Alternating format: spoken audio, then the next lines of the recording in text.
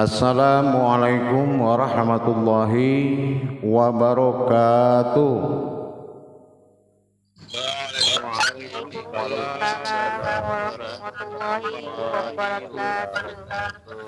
Alhamdulillah, alhamdulillahi rabbil alamin. Assalatu wassalamu ala asrafil anbiya'i wal mursalin, Sayyidina wa maulana Muhammadin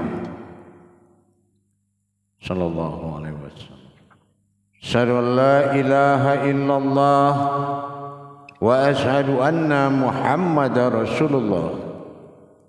Allahumma sholli ala Sayyidina Muhammadin wa izzatin illallahu sirri Allah sirri fi sirri wa sifatin ya wal jalil wal ikram. Alhamdulillah, bersyukur kita kepada Allah Subhanahu wa taala atas segala daripada limpahan rahmah hidayahnya, dengan segala kemudahan izin dan ridhonya jugalah kita dapat sekejap belajar, beramal dan beribadah tolabul ilmi pada grup 4 mancanegara yang dimuliakan Allah. Bersalam kita tidak akan pernah kita lupakan. Marilah sama-sama kita panjatkan puji dan salam kita kepada junjungan kita Nabi Allah, Nabiul Akhirul Zaman, Rasulullah Muhammad sallallahu alaihi wasallam. Atasnya kalimat dia, kalam dia kita bacakan dengan membacakan Allahumma sholli ala Sayyidina Muhammad wa ala alihi Sayyidina Muhammad.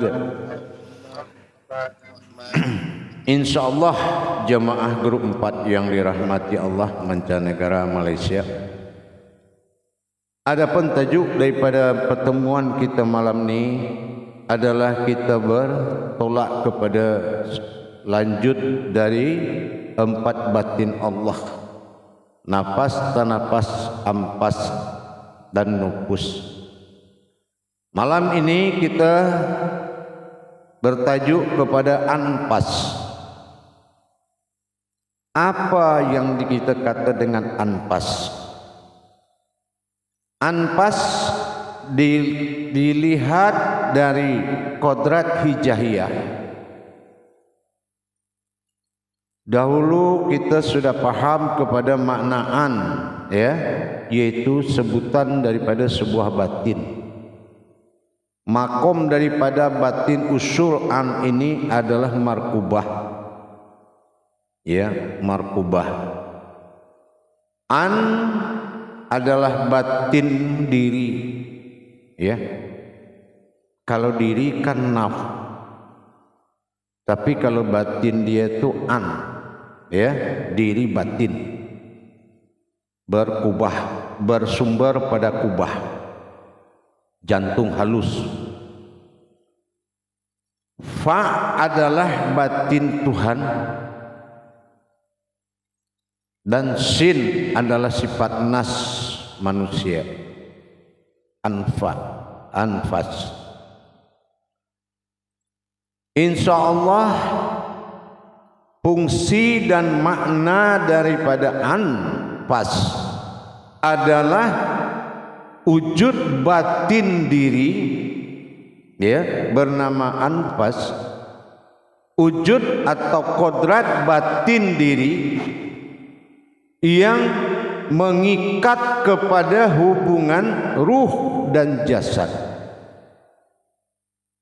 Kalau ruh dan jasad, tali batinnya dinamakan anfas, maka tak lepaslah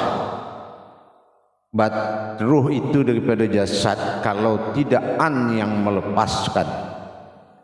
Ikatan batin dari jasad dan ruh itulah anfas. nama daripada batin Allah yang berkodrat sebuah diri. Jadi fungsi daripada diri antu adalah mengikat ruh dengan jasad, sehingga kalau tidak ajal daripada Allah tak mungkinlah dia itu bisa mati.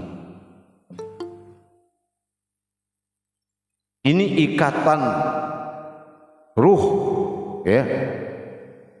Fungsi daripada an ini, hadir an ini sebagai penyaring hadas yang ada pada ruh yang kita pakai dalam hidup berdunia ni. Ruh-ruh nafsu, ruh akal, ruh syahwat. An ini berfungsi untuk menghilangkan ruh yang berhadas. Ya.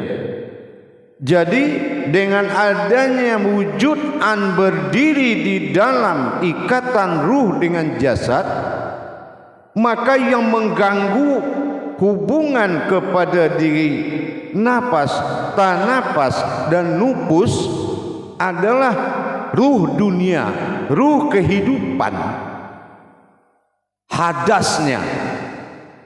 Inilah fungsi anfas.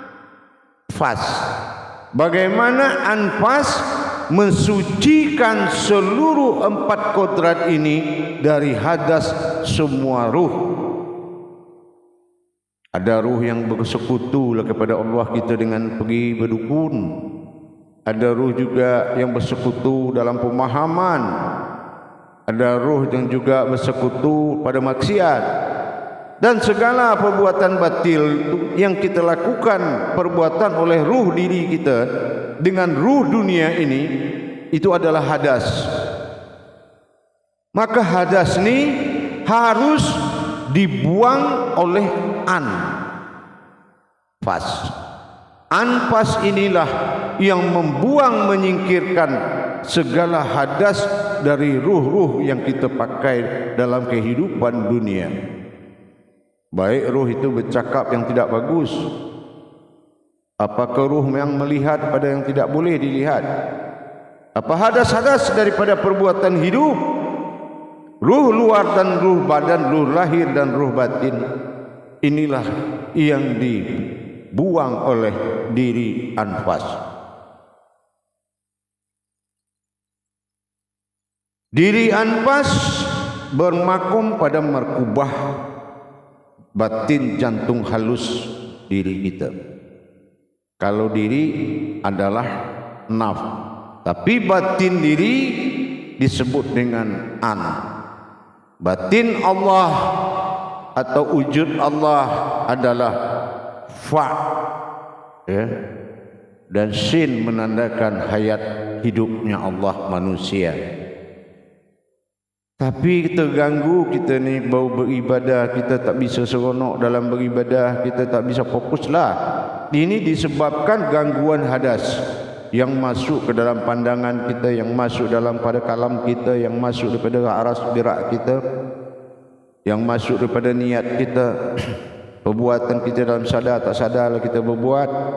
Ini adalah hadas. Maka dengan hadirnya diri kita hadirkan, maka hadas daripada seluruh ruh keluar daripada diri kita. Dan itu ada amalan cara kita membersihkan atau mendatangkan anfas. Itu harus ada caranya. Mungkin season kedua yang kita baru bisa bilang mengenai cara dia. Itu rahasia, direkam. Harus ada rekod. Jadi jamaah sekalian yang dirahmati Allah, kita untuk melakukan hubungan supaya antara jasad dengan ruh ini tak lepas oleh sedikit-sedikit dari hajal sama. Kita ni kalau tahu hajal sama itu apa? Hajal yang kita sebabkan pada diri kita sendiri. Kita lalai naik sikal, kita lalai naik kart, kita lalai naik apapun perbuatan kita, bekerja kita lalai, kita jatuh, kita mati. Inilah guna dia ni, batin anfasnya Allah selalu bekerja membuang hadas-hadas ruh daripada semua perbuatan ruh dalam diri kita. Kalau dia sudah berkuasa, Rabbinas, dia kuasa daripada diri kita ni, maka tak bisalah sesuatu hasama pun, apapun wujud yang membinasakan kita. Kalau sudah diri an yang menguasai, atau kita katakan dalam bahasa ibadah, diri Ahmad ni sudah berkuasa pada diri Muhammad, maka kita akan bersifat ajalullah. Kalau tidak karena Allah, tidak akan ada ajal melainkan Allah. Diri anfas adalah suatu wujud di batin kita ni. Ada orang dalam dia dua ni, ada satu bernama anfas, ada satu lagi bernama ampas. Ya, dia ada dua, anfas dan ampas. Nah, saya tak buka anfas. Kenapa? Karena anfas ini batas sir. Kalau ampas, nah itu hakikatnya sudah ibadah. Ya, diri itu sudah ibadah. Kalau ini diri ilmu, kodratnya ilmu, makanya saya tak bahas. Ya, ampas ini sudah seringlah kita bahas wujud ya, kita tak boleh melihat batin itu hilang, tapi batin itu nyata, itu tetapi yang bekerja di dalam ini semua adalah makanya kita ambil kepada makom anpas. Ya, kita ambil kepada makom anfas. Jamaah yang dirahmati Allah rahimakumullah, ikatan batin yang ada, batin yang mengikat jasad dengan ruh adalah diri Inilah batin anfas, batin yang berasal dari batinnya Allah. Ya, asal daripada usul anfas adalah batinnya Allah, fa. Ya, ini fa ini adalah batin sirnya Allah. Untuk itu pada jemaah sekalian, nanti di dalam masa belajar pengamalan ini direkod pada tayangan kedua, pertemuan kedua ni,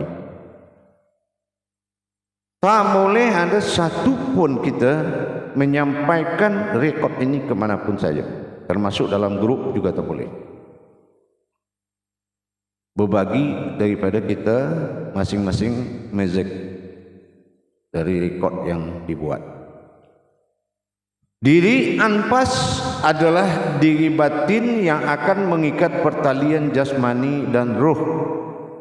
Jasmani dan ruh, berarti inilah yang kita sebut dengan tali ruh.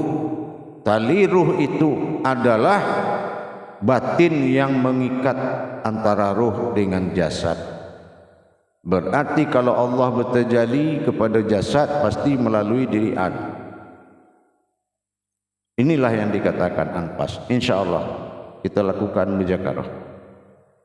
Salam muzakaratun fil jami'ati rahimakumullah. La ilaha illallah wallahu akbar. Silakan daripada jurut tabligh menyampaikan amanah daripada jemaahnya. Terima kasih Buya Mursyid di atas tausiahnya sebentar tadi. Alhamdulillah, bersyukur kita kepada Allah karena kesempatan pada malam ini anfas dibahaskan dan dikembangkan oleh Buya. Seperti apa yang baru disampaikan sebentar tadi, bahwa adalah batinnya kepada diri kita, dan fa, iaitu batin Tuhan, itu merupakan anfas ini adalah tali pengikat kepada roh dan jasad, yang dimana apabila Allah itu bertajalli harus melalui anfas ini. Begitu tausiah yang telah disampaikan Buya, maka malam ini sama-sama kita kembangkan dengan saling mengajukan soalan. supaya sama-sama kita mendapat barakah dan rahmat Allah, insya-Allah. Jadi dengan kesempatan ini saya persilakan kepada semua jemaah grup 4 untuk memulakan sesi muzakarah kita dengan menekan tanda tangan. Dipersilakan semua jemaah. Silakan, insyaallah.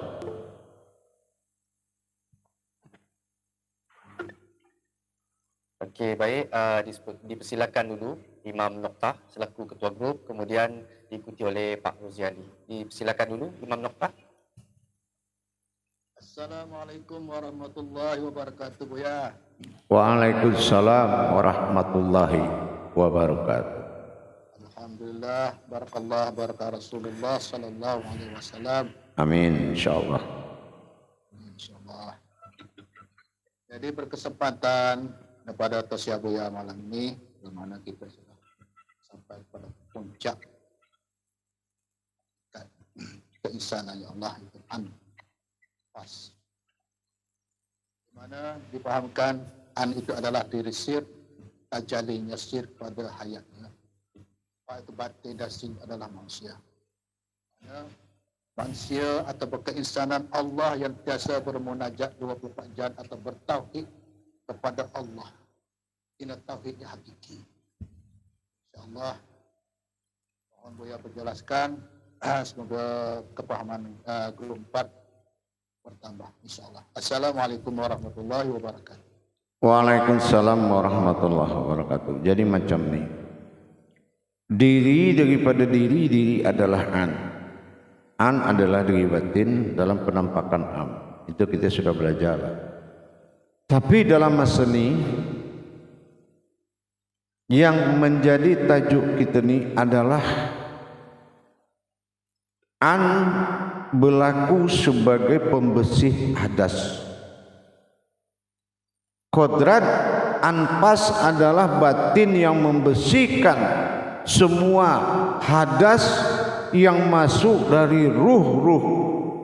Baik cara kita berfikir ni ada ruh dia. Nafsu juga ada ruh. Semua itu ruh. Tapi pernahkah kita ni berfikir selama ni kalau ruh itu ada bawa hadas? Kalau kolbi, kita ni sucikan kolbi karena hadasnya dari diri kita sendiri. Tapi kalau dari seluruh batin-batin Allah, baik batin daripada an, ada batin daripada nafas, nafas, anfas, semua itu hadasnya dari ruh. Ini yang membuat kita ni tak pernah khusyuk. Ya. Ini yang buat kita ni tak pernah merasa. Ini yang membuat kita ni tak bisa memandang. Ini juga yang bikin makrifat kita ni tak bisa dibuka. Kenapa? Karena ada hadas daripada ruh. Jadi dengan adanya batin nafas ini berdiri, mengikat daripada safety-nya di kita ni, daripada datangnya ruh-ruh persoalan dunia, ruh hayat dunia, dia bangun skurikot yang jelas, dia buang dulu hadas, boleh masuk yang lain. Yang ditakuti oleh seluruh hadas pada ruh adalah batin yang disebut dengan anfas, batin sebuah diri. Makanya dia beribadah 24 jam Allah, Allah, Allah, Allah dari nadi. Kalau nadi, paham nadi kan? Nah, denyut ya nadi itu. Nadi itu dalam bahasa Al-Arab dinamakan na itu aku, di itu perjalanan batin ya. Jadi batin ini lebih mengisi supaya tak adalah hadas daripada ruh itu masuk. Nah itu yang dinamakan dengan anfas. Sebuah nama batin anfas yang menggerakkan, mengikat supaya tak lepas jasad itu dari ruh. Kalau tidak izin Allah, tidak akan ada kejadian yang membinasakan jasad itu, karena dia diikat ruh itu dengan batinnya anfas. Paham? Kalau Buya paham, alhamdulillah. Baik, insyaallah. Silakan soal, kasih bagi soal lain. Terima kasih Imam Nokta. Jadi dipersilakan pula tadi Pak Roziali ada mengangkat tangan untuk meneruskan persoalan. Silakan Pak Roziali. Assalamualaikum warahmatullahi wabarakatuh, Buya. Waalaikumsalam warahmatullahi wabarakatuh. Apa yang saya nak bertanya tadi, Buya baru kupas tadi tu, tapi tak apalah Buya, saya sambung tadi. Artinya berkaitan dengan ampah tadi. Ampah tu memang dia automatik dah memang dah nyata, Buya. Kalau atas kesilapan roh-roh yang ada tadi ni, ampah menyuci terus automatik tu macam mana, Buya? Nah, Penjelasan, Buya. macam ni. Jadi diri batin anfas ni, dia tu memang ada pada diri, tapi kalau kita tak tajalikan, dia tak berfungsi sebagai anfas. Dia hanya bisa berfungsi sebagai usul daripada roh, ya, tapi tak berfungsi sebagai anfas, sebagai batin yang membersihkan batin-batin lain semuanya dari hadas roh. Jadi makanya kita ada persoalan untuk cara mendirikan. Nanti di season kedua insyaAllah. Assalamualaikum, Buya. Boleh tambah satu soalan lagi, Buya? Tambahlah soalan, jangan satu lah soalan tambah, ya. Buya, Ya. berkaitan dengan batin ampah tu, kalau segi yang selama ni yang Buya sampaikan tadi di dalam kita menyucikan dengan subhanallah tadi tu, adakah itu yang membolehkan tadi ni ampah tadi ni berfungsi, Buya? Inilah kodrat daripada kaji anfas adalah ilmu. Jadi kalau subhanallah kodratnya adalah ibadah, ya. Nah, ini kaji usul adalah wujud. Jadi kalau wujud tidak ada asmanya, maka terjali batin. Ya, semacam itu terjali batin lah itu, tapi dalam makom dia beza-beza jalan. Tapi terjali dia tak boleh terjali kauli, ya, tak boleh terjali ayat. Apalagi dia sudah asma Allah. Kalau terjali tak ada terjali ilmunya, wujud asal diri wahid tunggal awal mula jadi itu tak boleh dia pakai asma. Termasuk subhanallah itu asma. Nah, jadi cara pensucian nanti kita akan sampaikan pada season kedua nanti. Ya. InsyaAllah, Buya. InsyaAllah, Buya. Terima kasih, Buya. Assalamualaikum warahmatullahi wabarakatuh. Waalaikumsalam warahmatullahi wabarakatuh. Ya, terima kasih Pak Rozi di atas soalannya sebentar tadi. Mungkin menjadi suatu pintu gerbang pada jemaah lain untuk menanyakan soalan yang lebih advance lagi ataupun lanjut soalannya, insyaAllah. Jadi teruskan kepada jemaah-jemaah yang ingin mengajukan soalan untuk Buya, saya persilakan.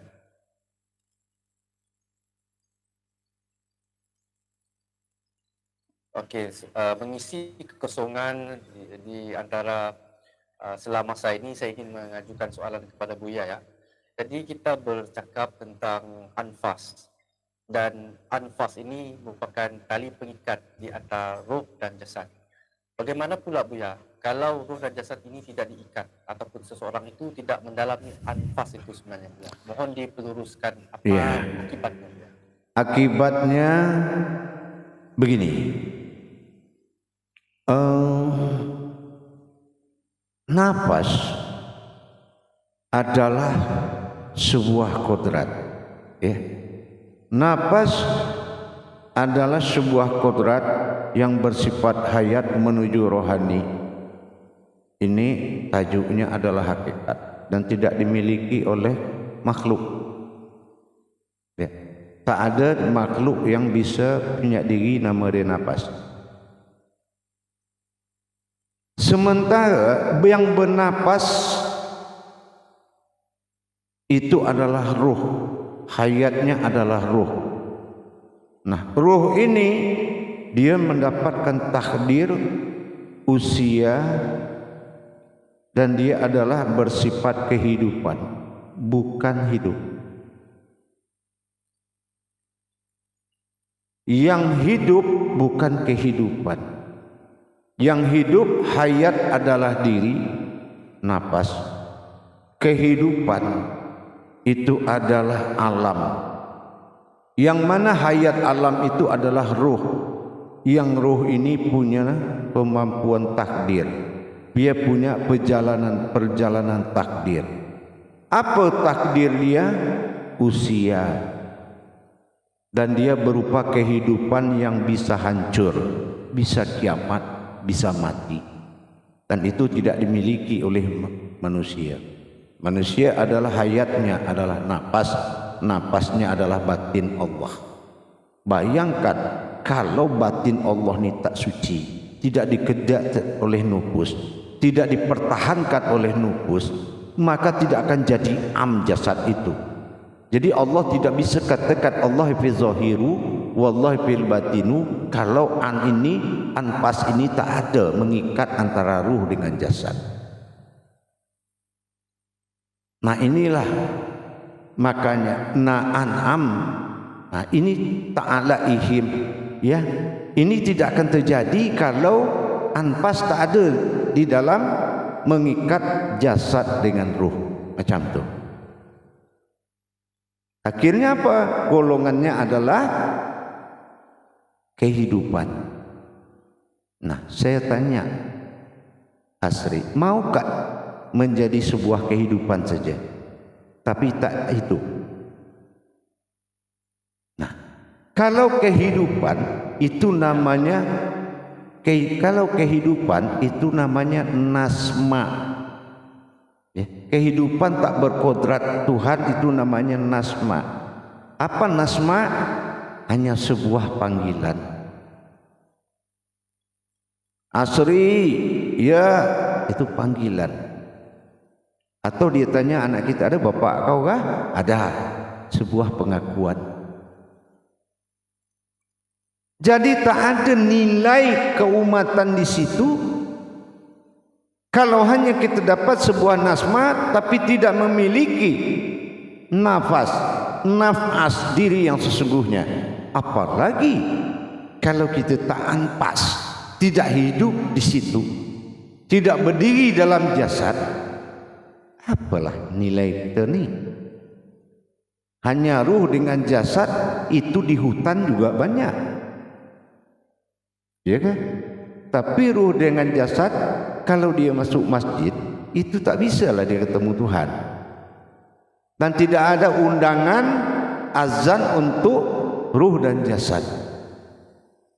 Makanya makhluk tak perlu solat dan tak perlu sembahyang dia. Nah, inilah anfas. Ya. Anfas batin Tuhan yang mengikat hubungan alam dengan ruhnya, jasad dengan ruhnya. Maka dia kata namanya Adam, yaitu perjalanan Allah dan Muhammad.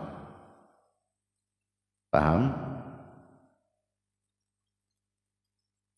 InsyaAllah ya. Jadi sudah tahu kita, kalau tidak mengenali sebab dan akibat daripada anfas itu sendiri, samalah kita seperti hewan di hutan. Ada roh, jasad, tapi juga mengandung batin. Luar biasa ya. InsyaAllah. Ya, masih ada pertanyaan? Ya, silakan jemaah. Ada soalan daripada Kak Ti, dipersilakan dulu kemudian baru Imam Noktah. Ya. InsyaAllah. Assalamualaikum warahmatullahi taala wabarakatuh. Waalaikumsalam warahmatullahi wabarakatuh. Ya, semoga Buya sentiasa dalam keadaan sehat. Amin. Amin. Amin. Amin. Amin. InsyaAllah. Buya, saya ingin pencerahan sikit tentang hidup dan kehidupan. Baru tadi Buya terangkan pada Pak Asri. Boleh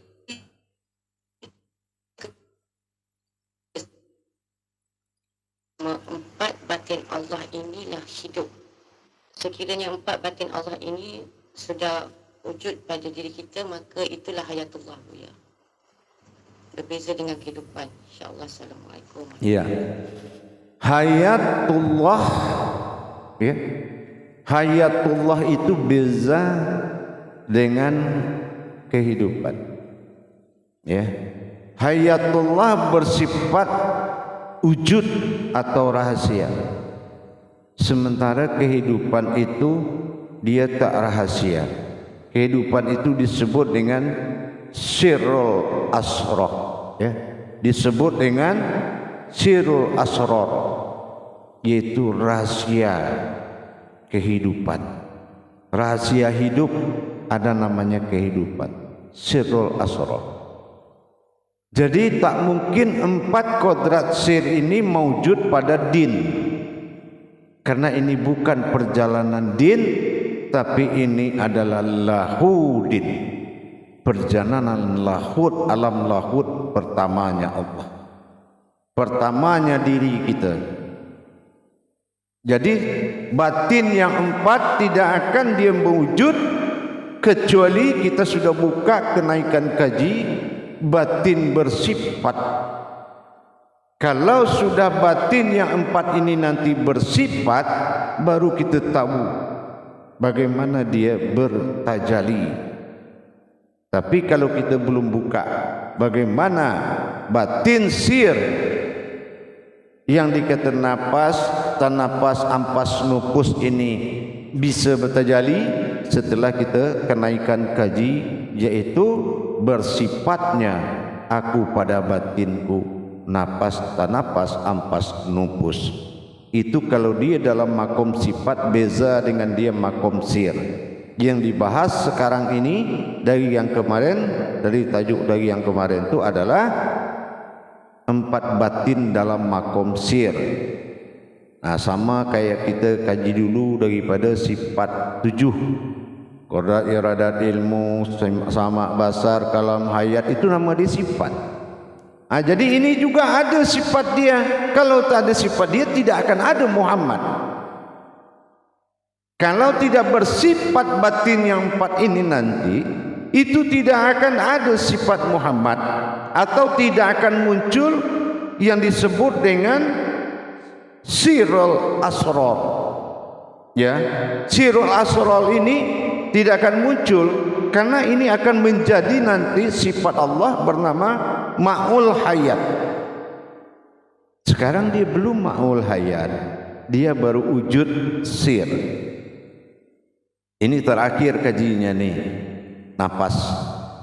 Tapi kalau dia sudah sirrul asrar, maka akan timbul ma'ul hayat, yaitu sumber kehidupan, sumber hidup. Nah, kalau dia sudah menjadi sumber hidup, baru ada kehidupan. Nah, kehidupannya ini ampas, napas, dan nupus akan bercerita beza, karena sudah bertajali dia. Sekarang dia belum bertajali. Paham kan? Kecuali kita sudah tutup kaji ini, sudah sampai anpas, maka kita ketemu lagi nanti di masa tajali dia setelah bersifat. Kalau dia sudah bersifat, makomnya sudah beza, dan inilah yang kita kata dengan sifat daripada ghaibul quyub. Nah, ini yang akan menjadi nanti ghaibul quyub menuju sifat ibadah bernama dengan sirrul asrar. Paham? Ini adalah tajalli kodrat antara kita dengan Allah, antara wujud dengan mewujud. Makanya tak ada kalam, tak ada asma. Nanti setelah ini baru muncul kalam asma dia. Nah, baru kita ni lebih paham lagi. Ya, paham? Baik, insyaAllah Buya. Terima kasih. Assalamualaikum warahmatullahi Waalaikumsalam. Makanya tadi sempat saya cakap sedikit sama Asri, mau tak kalau kita ni cuma dikenal nama saja, tapi tidak ada dasar pengakuan umatnya di situ, ya kan? Nah, jangan kita jadi nasma, ya. Kalau jadi nasma ini adalah aku hanya sebutan saja, tapi kodratku makhluk. Kita ni dari umat, macam mana kita bisa menjadi kehamba? Paham tak kan? Masa kita jadi makhluk lagi? Tapi bagaimana kita jadi hamba, jadi umat? Kalau dari makhluk kita berangkat, sama makhluk kita tak pindah, kita tak hijrah dari sifat makhluk yang ada jasad dengan ruh, yang nasib dia punya nasib, dia punya takdir. Berarti itu bukan sifat Allah, iya kan? Nah, tapi kalau kita sudah berangkat menuju bersifatnya Allah pada diri, maka yang ini akan berubah tahta. Baru adalah umat di situ. Sekarang ini belum ada umat, hanya cerita wujud kepada diri dia, kepada dia sendiri. Dia susun batin 4 untuk menuju zat yang 4. Dia dirikan zat yang 4 menuju nur yang 4. Baru terjadi 12 kodrat. 6 pusakanya Muhammad, 6 pusakanya Adam. Masehi pegangan Adam, Hijriah pegangan umat, pegangan Muhammad. 12 dibagi 2 menjadi 2 musim. 6 bulan milik Muhammad, 6 bulan milik Adam. Inilah zahir dan batin, siang dan malam. Ini kalau kita sudah buka ke sifat nanti. Paham? Allah Buya, insyaAllah. Assalamualaikum. Waalaikumsalam warahmatullahi wabarakatuh. Baik jemaah, masih ada yang bertanya?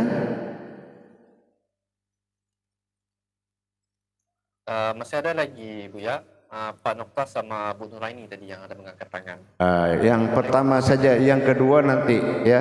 Pertanyaan kedua nanti. Pertanyaan kalau 10 menit pertama itu 1 kali 1 orang. Ya.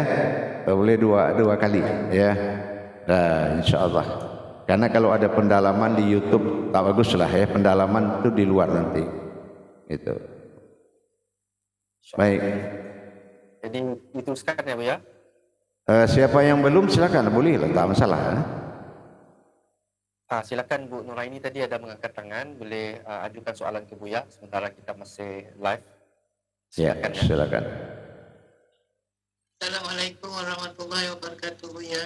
Waalaikumsalam warahmatullahi wabarakatuh.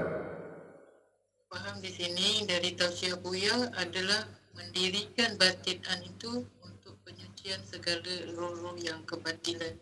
Iya. Jadi apabila dia bersifat menghadirkan dirinya, dia bersifat kepada makam-makam tanafas, apa itu tadi Buya? Dia tak bersifat. Kalau anfas dia hanya membersihkan, menjaga safety-nya seluruh batin. Jangan ada batin terkena hadas ruh. Karena yang masuk keluar masuk termasuk pikiran, berpikir ini adalah hadas. Dia punya hadas, dia punya ruh. Namanya ruhnya mindah. Nah, ini bisa kalau kita pikiran tak benar, kita pikiran jahat, kita pikiran apa, itu masuk ke dalam batin Allah. Jadi kalau ada anfas, dia tak bisa. Karena kita sudah punya cara untuk membersihkannya. Dia tak bisa lagi. Kalau perlu kita bersihkan terus, melebihi taharah itu. Ya. Nah, kalau taharah itu hadas kita. Cuma hadas dunia, hadas iman, hadas nafsu, hadas akal, hadas batin. Contoh hadas batin itu kita menzikirkan yang tak boleh, mengamalkan yang tak boleh. Selama ini kita tak faham, kita amalkan saja. Nah itu hadas. Kalau batin Allah yang 4 ini terjaga daripada hadas, barulah dikumpulkan kekuatan sifat dia, baru dia hijrah bertajali menjadi diri. Nah inilah yang akan kelanjutan nanti. Ya, paham? Allah nanti. Baik, insyaAllah. Ya, insyaAllah jemaah, 10 menit lagi saya kembali. Assalamualaikum warahmatullahi wabarakatuh. Waalaikumsalam warahmatullahi